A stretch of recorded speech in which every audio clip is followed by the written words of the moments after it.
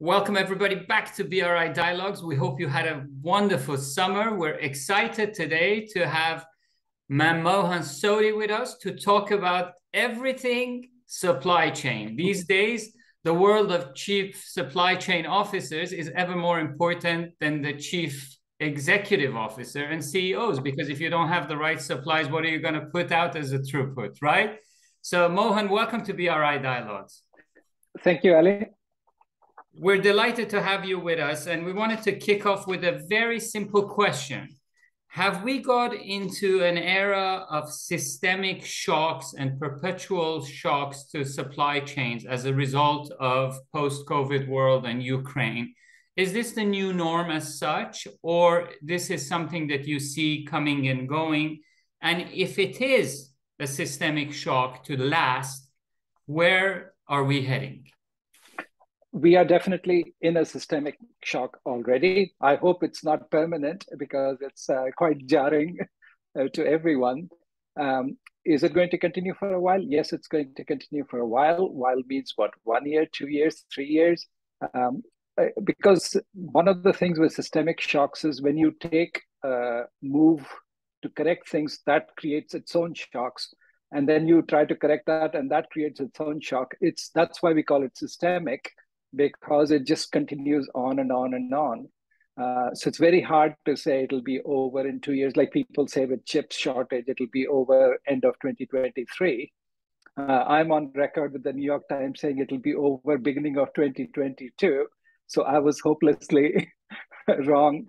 So it's in print. So 2023, and no, maybe not, because there's too many things going on as far as the world of supply chains and systemic shocks go. But it is really our first experience with systemic shock, more so than the 2008 financial crisis. So in a way, bets are off as to when it will end. We just hope it's not permanent, but that's wishful thinking. Mohan, I think you can be forgiven for getting things wrong because so many governors, central banks have also misconstrued their assessments about inflation. I mean, we are in unpredictable times, and crisis after crisis seems to be compounding these. But we throw the term demand chains, supply chains, and global chains around as if we all know what they mean. For someone like me who lines up his boats behind him but doesn't know how to service them, for example, what do supply chains actually mean in practice to businesses big and small? First, I would like to explore this in the context of the major economies, but I'm also, as Ali is, we are very concerned about how the global south is faring and managing. So okay. What are your thoughts? We can't have anybody better qualified than you to educate us on this. First of all, supply chains by themselves are very old. One can go back to ancient Persia and talk about how messages were being transferred from one part of the world to another. People say that's the beginning of the supply chain. But closer to a few hundred years ago, you were an Italian painter and you wanted to buy blue paint. Well, that came from Afghanistan. So supply chains are the sequence of activities where goods from one part of the world eventually reach somebody else in another part of the world, or even in the same country. Supply chain management, however, is quite new, where you are trying to control, or the focal company, the leading company, is trying to control all the activities along the supply chain, say going back to the farmer, all the way to the factory, to the port, and to the delivery points. So sometimes people confuse between supply chain and supply chain management. So supply chain management is the active role of coordination, which is very new, 20, 30, 40 years at the most. So that's one part. You asked me about Global South.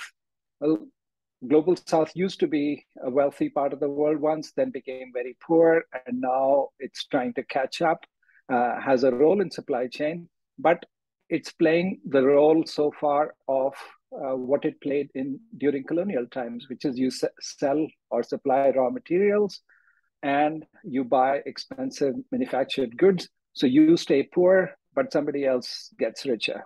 So that's still the case. Right. So when we look at this whole concept of supply chains, when an expert like you or financial managers look at this, is the concern more about the transportation of goods across boundaries, or are they more focused about the supply of goods through these transport links? What is the thing that is agitating right now? So it's a chain, and a chain of activities starting from creating the raw material, whether you mine it or grow it and move it and manufacture it, as they say, buy, make, move, sell, all the way until the consumer gets the goods. As it is a chain, it can break anywhere. So a broken chain, doesn't matter it broke in the original supply or it broke in the handling. One of the things, for example, we saw post-COVID, the goods were being manufactured, they were being shipped, but when you came to the port, there was nobody to unload them. So that was the break in the chain. Now we have the Felixstowe, which is the UK's largest port. They've gone on strike. So that will create a disruption, even though goods are being manufactured in China and the retailers are ready to pick up goods, but that chain is broken. So that chain can break anywhere at any time. So there is no way to say that supply chains problems are today because of supply problems or because of port problems. And also these problems tend to migrate. It's like Bugs Bunny cartoon. There is a bulge in the pipe and Bugs Bunny runs and presses it, and then the bulge grows somewhere else. And then he runs there and then the bulge is somewhere else. It's the same problem. It's very nice to bring that. You took me to my childhood. Now, taking it to the Tom and Jerry case, it's a lot of, fighting in supply chains as well between US and China. But people, and you eloquently elaborated on, Mohan, that a supply chain is as strong as the weakest link in that chain. And there's a lot of focus on the big power play rivalry between the two superpowers. But people like Ray Dalio are coming out these days and talking about potential rupture of social unrest in the United States. We always look if something doesn't come from the East, what's going to happen, right? If the microchips don't come from Taiwan and if the energy doesn't come, what are the ramifications if there is a major complex, not industrial action or Port of LA, but what if United States come to a complexity that affects the supply chains? How would the world... Oh, of course. I wouldn't single out the US alone. It's the same problem in the UK and certainly Poland and Hungary or India for that matter. Globalization made US and China as the world's economies the largest. 52% in the last 4 decades, 52% of the world's growth in GDP went to just 2 countries, China and the US. And as a result, China is, by some measures, the largest economy in the world today. And by any measure, it is the world's largest retail economy today. So yes, so countries have prospered, and certainly some of the Western European countries also did well, reasonably well, maybe not as well as China or the US, but did reasonably well. But within each of these countries, including China or India, and certainly the US, as you were mentioning, many of the people have been left behind. The growth of a country's economy doesn't mean everybody grew at the same time. For many lower middle class and poor people, wages haven't grown and have actually declined over the last 2, 3, 4 decades. And that is causing unrest because people say, oh, these goods are coming in from abroad. Maybe that's the problem. And politicians have been very clever to channel that anger. In fact, I was listening to this book, Angrynomics, right. How modern economics has led to anger. And certainly politicians have channeled that anger to get voted in democracies, or in non-democracies, channel the people's anger towards external enemies. But either way, to deflect the issue that globalization has not led to everybody, even in rich countries, to prosper the same way. That's absolutely spot on, Mohan. In fact, I was listening, as I was listening to you were speaking, I was very mindful of course, Trump's great mantra about, picking on China in particular, but also he did pick on Germany and others as vultures of the American economy in that sense. So we knew globalization was problematic. However, as you rightly say, we're now beginning to see the deep structural problems that globalization is created. And also you focused on China and the United States in particular. For China, in many ways, this is probably much more of an existential problem because the Americans pretend at least that they can diversify. So if the G7 are able to diversify away from China, for example, hypothetically speaking, will then China's BRI become a much more important instrument in opening up the rest of the world to China, or will China have to double down and look forward to a smaller economic growth projection? I don't think China needs to worry about a smaller growth projection, even if the West or US-led West splits off and says we'll create a different bloc. The blocs will be happening no matter what. China is, like I said, by some measures, the world's largest economy already. But China is also the world's largest retail marketing. So the US companies will also be trying to sell there, just like Chinese companies or Indian companies or Iranian companies for that matter. So this eventually, it's like two big boys in the same school or in the same, you can't have it. So there's going to be conflict. Given that these two big boys are going to have conflict, then it's up to the rest. Are you going to join one and not join the other? Or are you going to stay aloof and play the two big boys off each other? So this is the thing every country has to decide for itself. So for example, Europe may decide in the conflict between the US and Russia over Ukraine crisis, Europe has joined the US side. But as a result, Europe is now paying the price with high gas prices and high inflation. So these are the kind of things many countries will have to decide. But the conflict between US and China is inevitable. You have two very large economies compared to anybody else. Nobody else is even close to those two economies. So they'll have to decide how to proceed. The US will definitely want to continue its growth of prosperity.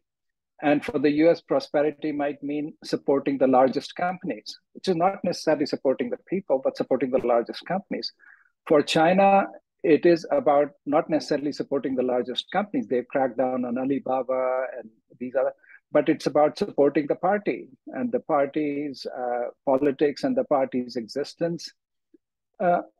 But everybody else, so for both countries, it's important to import raw material, export finished goods. Right? BRI is also a way for China to get cheap raw materials from different countries, and that will contribute to China's progress. That doesn't mean countries who join BRI will prosper, but they will participate or they'll fall in one block or the other. And same thing, other countries, the US is also trying to build a counter to the BRI, and with Europe, with maybe not as much money as China, $500 billion, where China is putting in more than I think 1.3 trillion or something. So countries will have to see which one to join or not. But the two blocks will be large enough economies by themselves that they can, if they don't fight with each other, they can kind of prosper within their own blocks. Or smart countries may not join both blocks or they may join both blocks and try to prosper in a way, asking the countries to invest in them rather than simply be used like in the colonial sense of export raw material and buy expensive finished goods. Before Ali jumps in, I know he's poised to do it. So are you suggesting that we're talking about parallel integration, parallel globalization, rather than parallel globalization. Yeah. right. Those two blocks will be big enough that there'll be parallel globalization, and there'll be, like I said, inevitably many countries will decide to join both or neither. So there'll be areas of overlap between those two, and those blocks will trade with each other. Many of the goods coming to the West today are coming from China. Doesn't that kind of capability and capacity is not going to be replicated very easily anywhere else. So US and China will keep trading with each other despite all the Trump rhetoric, and President Biden has continued the same policies, but imports to the US from China have grown and the balance of payments has become more negative. So those things are also there, but the sentiment is to create these two blocks which will have large overlaps and they'll trade with each other, but it's very hard to imagine that not happening.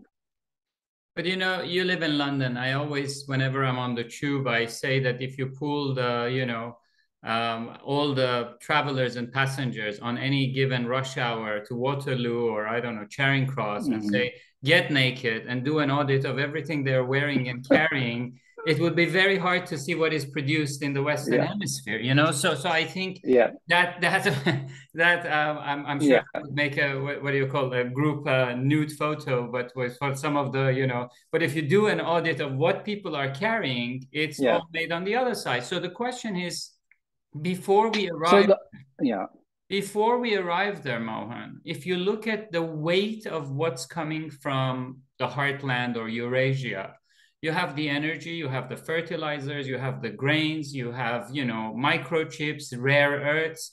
I was the other day thinking with myself, I said, hell with it. I mean, if it gets very expensive, everybody will do them bicycle. But Taiwan is the largest producer of parts for bicycle and bicycles. So then all of a sudden you see the mobility of Amsterdam and cities, and then so we're very much dependent on Asia Pacific for years but to see, come.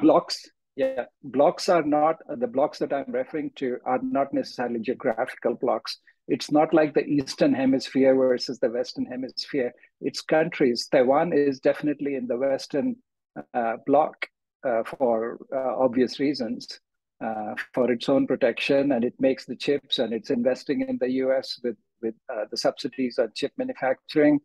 So Taiwan is definitely, Japan is in the Western bloc. You can't imagine Japan joining. So that's actually something, if you look at China's neighbors, many of them would be very much in the Western bloc, and certainly the West would court them that way to make sure they don't join the Chinese bloc.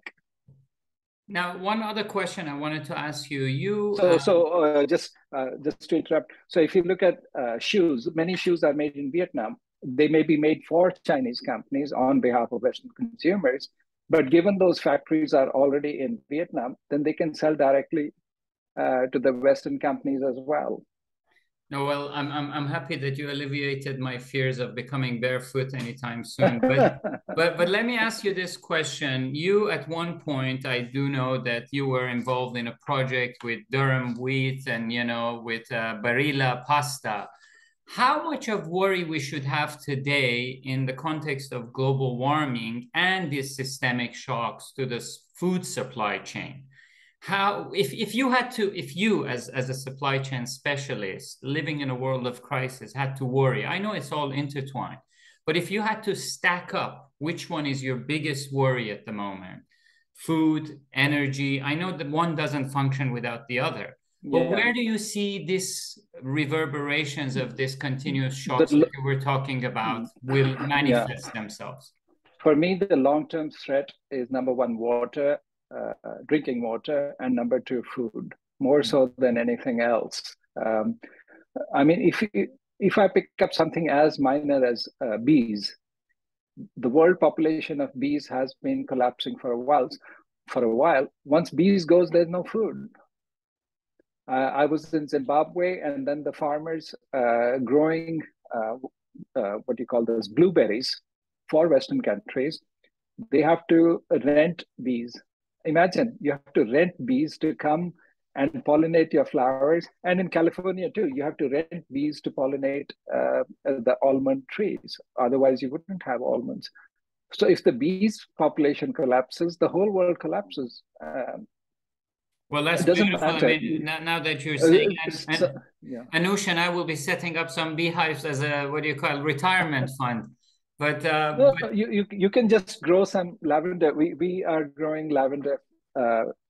We live in a small flat, and outside, but on the balcony, we put in lavender flowers so that the bees can come, and they do come. I mean, this is the center of central London, and bees will survive. But overall, if you look around the world, there are these threats which are not caused by China-US problem or by anything else, but simply the vast mechanization or industrialization of agriculture, which has created its own demise.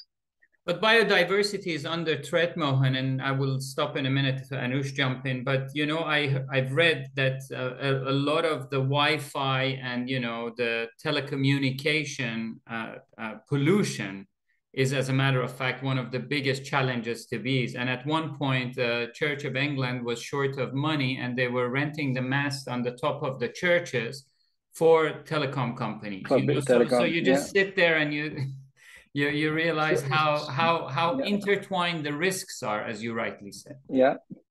Very in small ways, everything is intertwined, and it's very hard to predict what will happen 5 years, 10 years from now. But that would be my biggest fear. All the silliness with the US or China and their power plays. But the threat to insects, to biodiversity, means that maybe my grandkids won't have food. You've rightly brought us down to earth in terms of the vitality of life and what sustains it. Given that, Mohan, that you've rightly focused or put our perspective on climate change and so on, do you see much hope for the way in which, not so much COP26, but looking forward, hope that, you know, political crisis will be able to be sidestepped in the interest of life on this planet?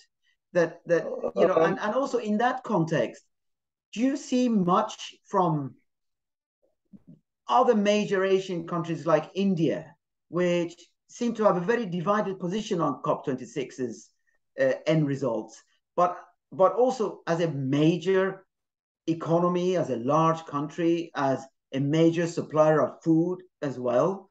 How do you think this is going to map out in your, when you're feeling really optimistic and you're slightly less kind of realist perspective? I will use an old English word called commons, and the economists call this problem as tragedy of the commons. So if we think of the whole world as the commons, every country and every large company and every small company and every individual thinks everybody else is going to do the right thing. That means I could do the slightly wrong thing, make some more money, or just take an extra flight, or dump my plastic garbage and regular garbage and not recycle it. So everybody's hoping everybody else is working on climate change and preventing, but that means nobody does. And same thing at the country level. India is going to try to improve its economy, which means burning more coal, right?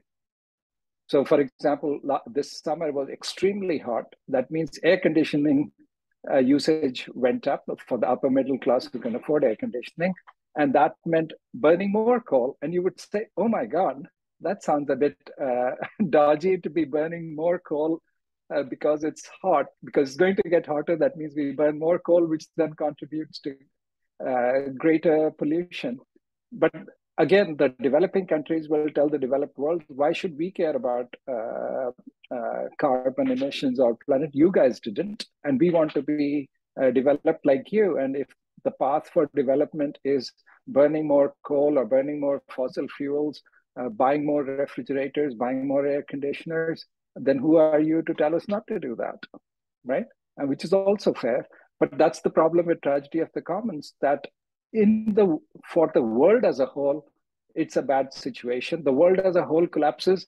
All the countries and all the individuals, they all will suffer. But in that process, people are not thinking as this is my world. People are thinking this is me this is my business, this is me, my family, this is my country, or this is my geographical block or whatever. But nobody's saying this is my planet. So no, I can't see anybody being able to side skip what I see almost like a law of gravity, which is tragedy of the commons. And in the commons, eventually the commons perish. Very interesting and how do you say, provocative in more ways than one. I want to take you a little bit towards a domain that is gaining a lot of traction, and that is AI, and that is blockchain technology. And distributed ledgers. And I am sure it has a massive role in supply chain, from authenticity of the products, of the coffee beans you buy in Nairobi or in Kenya or in, I don't know, Eritrea, to all the way that it comes to the cup in, Nero or Starbucks. But as this polarization takes place, as you rightly said it, between the big two, are we having probably a bilateral platform, standard, blockchain and supply chain? Because if I'm China, I'm sitting there and saying the next thing I can get whacked after sanctions is the ledger and the blockchain. So will we see within the supply chains two systems running in parallel? Are you seeing those simulations from where you're sitting? Those parallel systems will have to happen regardless of this world becoming blocks, which US-led or China-led. That will happen anyway, because remember, there is a third actor. These are the non-state actors, which are the large companies. And these large companies are almost independent actors. China has been trying to crack down on its large companies, but the Western countries haven't. So that means you have these large non-state actors who act like states almost. Google or Apple, they don't care. Taxes, what taxes? Maybe we'll give you some money, maybe we won't. And there's nothing countries can do about it. They make some noise for the voters, but eventually many of these countries, the governments are working indirectly for these large state actors or non-state actors, because they say, oh, we'll bring you jobs or something, and therefore don't ask us any awkward questions. So those non-state actors are also acting they have to make money both in China-led bloc and the US-led bloc. So they will figure out whether they want to split their supply chains or have it one way or the other, or split it by continent.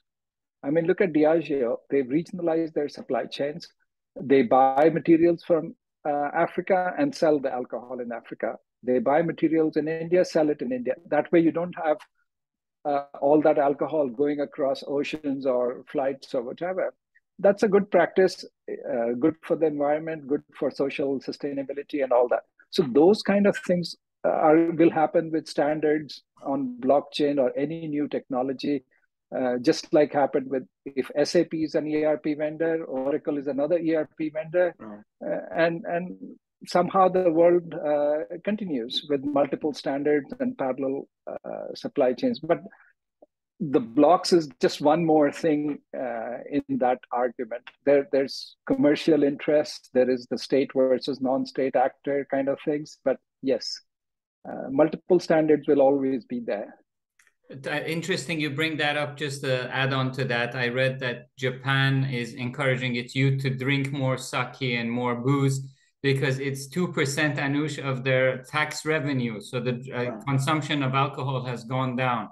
While you were talking about Diageo, it just reminded me of that. Yeah, it's a worldwide phenomenon that the younger generation is drinking less hard liquor. And a few years ago, somehow these light drinks had started becoming popular. But I know in New Delhi, in India, the state government is desperately trying to get people to drink alcohol in a country where alcohol drinking is usually not considered good. So yes, but it's an easy source of revenues. Let public health out the window, Mohan. Huh? That's the as you're speaking, I'm shivering with the thought that tomorrow tobacco companies might be welcomed back into the mainstream as well as another revenue generating. But actually, forget that. It's marijuana. Oh gosh, marijuana is coming back. Right. Yeah, that is far more money than cigarettes and whatnot. Right. I'm not going to make any comments whether it's good or bad, but that's definitely big revenue generation, and you can see it being legalized in one country after another, and then you start getting the big companies going into that market, and certainly companies like Coca-Cola might be competing with RGR Morris or with Imperial Tobacco as to who can better sell marijuana. Extraordinary. So in what you've described, I get a sense that your analysis takes us towards a process of regionalization, and that regionalization you see as a constructive evolution of where we are now. Where possible. I'm not talking about in terms of blocks, but in terms of, as you've rightly explained, that these are all integrated. But if you can source something and sell it back in the same market, that's a good thing, because it's much more efficient use of resources. But there are places which, I'll take you back to the economics of comparative advantage. Trade started because we needed to import stuff and export other stuff to grow. Are you now saying that old model of trade needs to be reviewed and changed, and attached to that also that the model of economic GDP needs to change? It's not the model that needs to change. It's the data that goes into the model parameters that needs to be looked at carefully. One of the things, for example, with global trade, we put the cost of emissions as zeros. These were costs that were not internalized. So these were just externalized and forgotten. But now those costs are catching up. So once you start including those costs, then you say, oh, maybe it's worth it to make something within the country at a higher price, because if I import it from a country much farther away, and I'm still using the same optimization model, but now I'm also including the cost of pollution and the cost of social unrest because I don't have jobs locally, then I say, better to do it here. I mean, Ali mentioned my paper on Barilla. That's what Barilla did. They were importing lots of wheat from Texas and Arizona to the Italian market to sell pasta in Italy. And I said, we could grow. And Italy had been growing wheat before. It was just a question of creating good contracts for Italian farmers with stable prices rather than completely market fluctuating prices. And then it's better. And then, of course, Barilla is also a very family-owned company and has much higher sense of sustainability than multinationals would. But it makes perfect sense, right? Grow wheat in Italy and make pasta in Italy and then eat the pasta in Italy. And same thing, they did that with tomatoes. Earlier, tomatoes would be coming all the way from Europe. And say, we could grow tomatoes in Italy too. So things like that are very much, so I'm not saying model needs to be changed. All I'm saying is the data that goes into the model parameters needs to change, in the sense we need to include the costs to the environment, the cost to society. So before Ali comes in, so do you think somebody in the Conservative Party in the United Kingdom will eventually wake up to the disastrous Brexit strategy, when somebody tells them they've got to be including all these additional costs that I never told the British public about? It's very hard for politicians to go back and say, we made a mistake. I mean, at the very beginning, I also was quite open to the idea of Brexit, although from a supply chain point of view, I wrote many articles, it didn't make sense. But the idea of having completely open borders and policy being made somewhere else, yeah, maybe it'll work. But it's been many years now, and supply chains still haven't been sorted out, whether by design or for whatever reason. And being a small economy compared to, well, it's not small, but still compared to Europe, it is small. And breaking away from that in retrospect was a bad idea. I would certainly like to voice my support for getting rid of Brexit, because it didn't solve anything. You asked the question whether senior Tories will go back and revisit it. There are senior Tories who were opposed to it, but there's a younger bunch of Tories who wanted to come into power and are in power. And the next generation who's going to come in are also very much supportive of Brexit, even though there are no solutions around it. So I don't know. I think it's not the senior Tories, it's the junior Tories you have to worry about. Couple of points there while you both were talking about GDP. I remember at the time of David Cameron, at some point after the austerity and the global crisis, Anush, they brought in, recreational drugs and prostitution into the ledger of the GDP as well, if you remember. Which begs the question, were they counting some of the salaries of politicians? Because Ronald Reagan said that it's the second eldest job in the planet. But staying aside from that, offshoring to onshoring, and then now a new term, friendshoring, okay? Yeah. So how easy are these offshoring, onshorings? Because the CHIPS Act that you were talking about, that, TSMC with 90% of advanced chip manufacturing in Taiwan, the factory in Arizona will be a fraction of that scale. So how naive are we as well in thinking that tomorrow morning we can unplug and bring things back on shore? Because it's not just about the machinery, it's about human capital as well, that craftsmanship. So friendshoring and onshoring are not the same thing. No, so I know. As long as I'm buying from friends, and Taiwan is a friend for the Western world, then it's very much friendshoring. The fact that there'll be some chip capacity in the US is good for TSMC as well as for the US, because there's a local TSMC plant that can supply. It gives additional flexibility to shipments. So it doesn't hurt TSMC to have some production in the US, or Intel to have another plant in the US, in Arizona, or wherever they build it. But the friendshoring part is more critical, and it goes back to the idea of two blocks trading mostly within themselves and sometimes between the blocks. So Mohan, these blocks that you're now beginning to provide, kind of greater shape for, are going to be crisscrossing the planet in the way that you've said. These are not they're not blocks. Geographical. They are not geographical blocks. Absolutely. Yeah. So how will they realize efficiency if they're not of the same ilk? And secondly, who is going to drive this? So all right, so China and United States are these mammoth actors on the planet, but the mice and the ants find a ways of avoiding their footprint.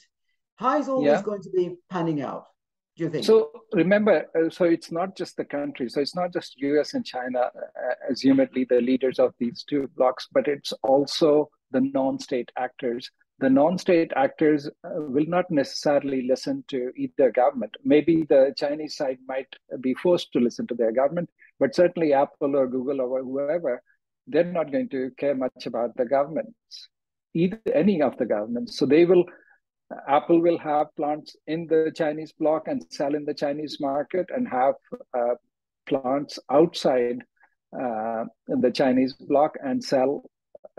Apple now makes iPhones in India and sells in India, right? It's a large enough market, then you go for it. So that logic is different from US-China. But will there be loss of efficiency? Maybe, may not be. There is a plus sign too, because if you want the world to progress somehow, you have to have distributed manufacturing capacity. If Somalia is one of the poor countries today, or Yemen. If you want Yemen to improve, there will have to be at some point maybe an iPhone plant in Yemen. And to say that, no, you just supply us with rocks or rare earths or nothing at all, just stay quiet and don't fight and just die and we don't care, that's not enough. So having distributed capacity, even if it costs a little bit in the beginning, is a good thing. But who will invest? So the investment will come obviously from the non-state actors because they will, or it will come from the taxpayers because the governments of these countries will give subsidies. I mean, the US is giving very large subsidies to these chip makers to set up capacity in the US because in the long run, it means more security and better supply for US manufacturers. Same thing, Europe is trying to do that.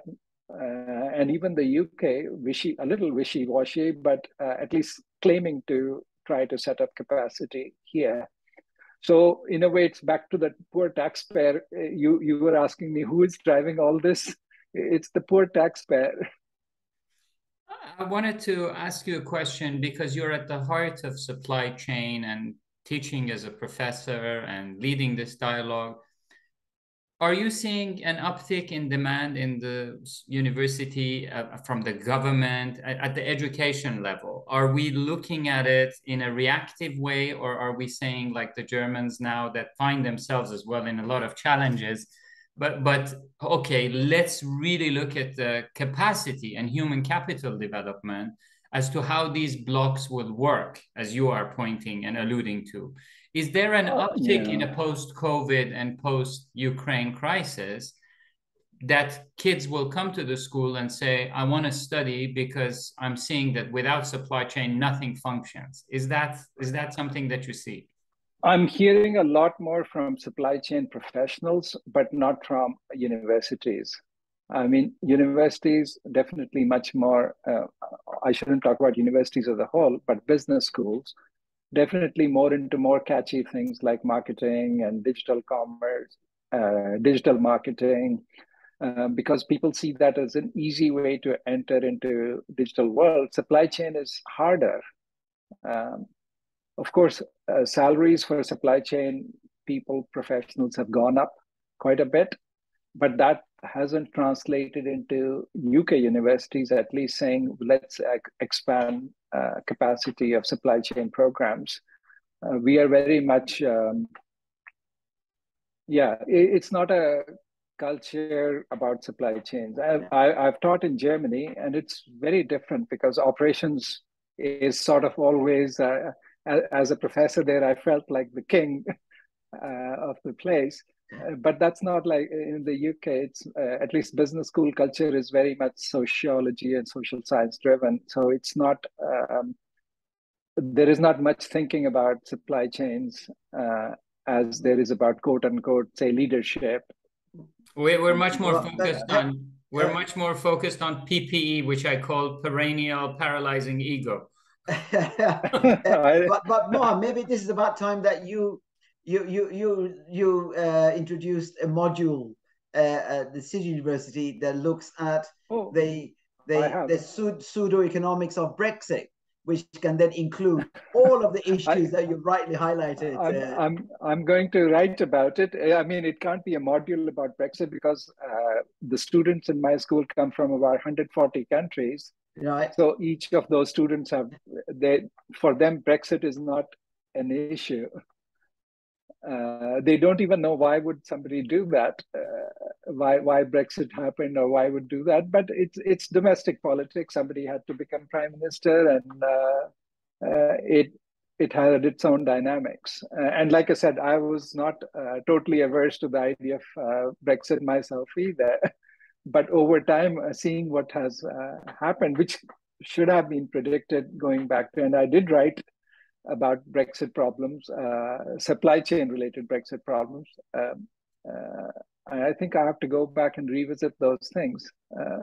But yes, there is a serious worry about how do we create, because the idea was that we would create new channels or new trade links with other non-EU countries. And I think it was wishful thinking from colonial times that the East India Company would make all these links to all over the world, but East India Company disappeared a long time ago. Well, listen, you talked about being treated as a king in German universities. We wanted to thank you for giving us a glimpse into the kingdom of supply chain. We normally bring our conversations and dialogues to an end with me asking two simple questions, but obviously through the expert eyes. And from where you're sitting in your vantage point, through the optics of supply chain, what would be your biggest advice to the Sinophobes and who are looking at China and the blocs and the Sinophiles in the context of supply chain? What would be your advice to these two groups? My advice is the same thing. I don't know who said it, that countries don't have, that countries don't have alliances. Countries have interests. So every country has to look out for its interests. You can pretend to be a Sinophile or a Sinophobe, whatever, then that depends. Like many, if you look at Hungary today or Poland today, they're very much anti-EU, but that's playing to the domestic politics. So they are very much part of EU and they would not leave EU, but within domestic politics, they can be anti-EU. Same thing with the non-state actors. In the US, they might be Sinophobes, but in China, the same companies are Sinophiles. But eventually, everybody only has interests. The worst thing is if you don't know yourself what your interests are. And I think I should close by saying having two blocks is actually a good thing for smaller countries or even small companies, because they can play off the two kings against each other to try to get some benefit. Otherwise, they get screwed, completely screwed. They would just remain poor or get poorer, like many countries in Africa and Asia or Latin America have seen themselves. From supply chain management to screw chain management. That's unfortunately the truth. I think supply chain and colonialism have a long history together. Yeah, it's very true. Mohan, you have not disappointed. If anything, you've enlightened us enormously. I've wanted to talk to you for a very long time, following your distinguished scholarship on this issue of supply chains. But you've now shown us that actually that is just the surface of your analytical insights. Our viewers might be struck by the somewhat less than optimistic tones appearing in your comments. Realistic, I should say, rather than less than optimistic. Yeah. Because I hope I'm wrong, but I don't think I will be. No, I hope I'm wrong. I wish I will be wrong. Yeah, you've demonstrated with clarity the enormous problems that we are facing as humanity, as a species, not just for ourselves, but for every other bit of life on this planet. But also you've done it with tremendous amount of humility and sharp wisdom, which continues to come through your comments, which I've really very much appreciated. Even though you've scared me, I have really warmed to you at the same time, because I feel like if Mohan gets it, and if Mohan can show them, then they're bound to listen to Mohan. So your challenge is to start with reversing Brexit and then putting the rest of the world right. But Ali and I are really appreciative of your willingness to share your wisdom with us, but also to bring so much more to the table in terms of the notions of supply chains, but also putting in the context of broader relationships right across this planet that most of us appear to be oblivious to. And you've shown us that we cannot afford to be oblivious to any of them. And for that, we are really, really grateful, Mohan. So thank you very much indeed. My pleasure. My pleasure. Yeah. Thank you. Thank you for joining us. Thank you for inviting me. Thank you.